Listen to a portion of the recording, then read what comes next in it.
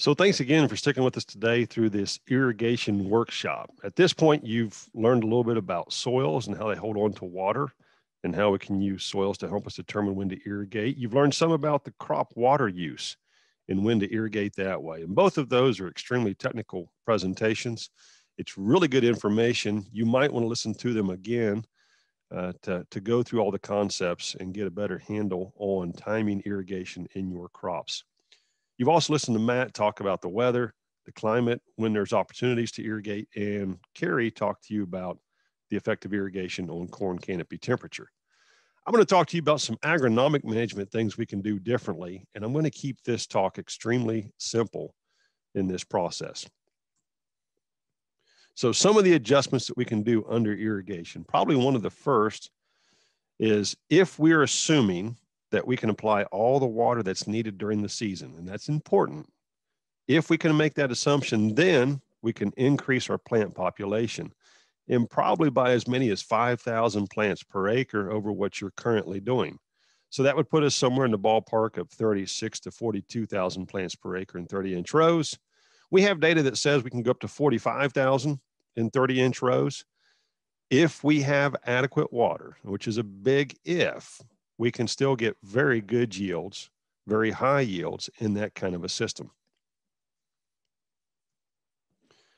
Secondly, maybe the area where we have the biggest opportunity to reduce environmental risk and increase your profit in irrigation is with nitrogen. And we can fine tune those nitrogen rates. Now, we're still doing studies in this area, but right now, what the indications are is if we look at this nitrogen uptake curve that starts at VE, which is emergence, you see it doesn't peak until all the way past R5, almost to R6. R6 is at black layer for what that's worth. And even at VTR1, by VTR1, we've taken up maybe 60% of the nitrogen total in the season. And so one thing we can do with irrigation is we can actually use fertigation to apply some of our nitrogen timings. Now, many of you are already putting on nitrogen at a side dress timing, and you're doing that with ground machines, ground rigs, and that's a really good technique. It's a really good tool to use. However, when that corn gets tall, it's harder to get across that corn crop. There aren't as many machines available to do that kind of an application. However, you can fertigate. And in this scenario, what we have tested is 3 timings. And so one shortly after planting, one at about the V6 growth stage, and one closer to that VTR1 stage. And in those timings, what we found is we're not using extremely high rates of nitrogen. In fact, we're somewhere about 220 to 240 pounds of N per acre. But when we do that, we've consistently gotten yields 280 to 300 bushels and above. We've done everything else correct as well in terms of agronomic management. So I think what you see here is that nitrogen can become a very efficient application for us when we have irrigation. And again, I'll go back and reiterate, this might be the greatest environmental risk we can reduce with irrigation, because we're ensuring that the nitrogen that we apply can be taken up by that crop. We're reducing the risk of those applications if we go through and fertigate, or simply just spread out the timings.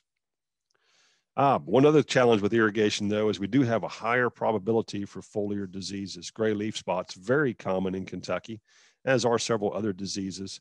And the first thing we can do is we can use some disease-tolerant hybrids when they're possible. Now, some of you are using white corn under irrigation, and in the white corn situation, those white corn hybrids are at greater risk for foliar diseases. So those are probably a very high probability of using foliar fungicides to help protect that white corn crop. I think it's important that we've talked a lot about what irrigation can do today. Now I want to talk to you briefly about what irrigation cannot do, what it cannot fix. One thing it cannot fix is sidewall compaction. If you've created sidewall compaction when you planted, irrigation isn't going to help you out of that. Now, if it's very mild compaction, maybe. But if it's true sidewall compaction, irrigation is not going to help. In fact, you probably should just turn the pivot off and cut your losses on that field. Another thing that can't help you with is flooded corn. And so you see this particular field, it's got a flooded spot out in the middle of it. This field has a center pivot on it. Obviously, the center pivot wasn't running early in the spring. Those flooded out areas, you can't deal with that. And that's a risk we do have here in Kentucky from time to time, is we can get too much water too early in the season. It's important to understand we can also over irrigate. So we can cause that problem as well. And so if I put together a longer list, of course, the sidewall compaction, subsurface compactions on that list. I just mentioned flooding. It can't help with poor stands or uneven emergence. It can help with emergence in the sense of if it gets really, really dry when you plant, you could put some irrigation out to help with uniform emergence that way. But if you've already gone through an uneven emergence event, irrigation is not going to make up the difference for you that way. It can't help with cloudy days, cooler temperatures, and it can't do anything for slugs. And then finally, if diseases are past the effective fungicide control, they can't help you that way as well. And so while there's a lot we can do with irrigation to help protect yields, there's still some other things we've got to focus on and pay attention to when we're growing these crops.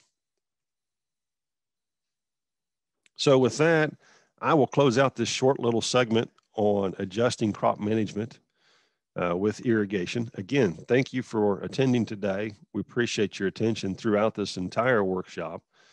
We're looking forward to the day when we can see you in person, and let's hope for a good and successful growing season this year. Thank you.